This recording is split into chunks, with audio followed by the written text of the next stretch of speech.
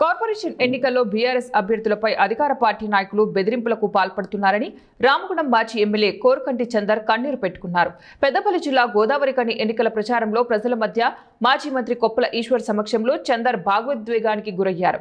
గత అసెంబ్లీ ఎన్నికల్లో ఓటర్లకు డబ్బులు పంచుతున్నట్లు ప్రచారం చేయించి రాత్రి వరకు వేచి ఉండేలాగా ప్రజలను అసహనానికి గురి చేసినట్లు ఆయన గుర్తు చేశారు. ఓటర్లకు డబ్బులు పంచే స్తోమత తమకు లేదని, బెదిరింపు రాజకీయాలు బీఆర్ఎస్ పార్టీకి రావని ఆయన చెప్పారు. ఓటును నోటుకు అమ్ముకోవద్దని, నిజాయితీ పరులను అందుబాటులో ఉండే వారిని కార్పొరేషన్ ఎన్నికల్లో గెలిపించాలని చందర్ కోరారు.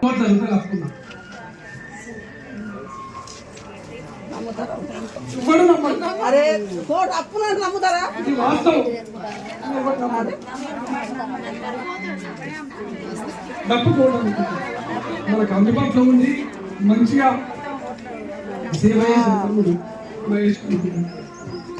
ఓటు అమ్ముకోకండి. డబ్బుకోవడం మనకు అందుబాటులో ఉండి మంచిగా సేవ చేసేటప్పుడు మన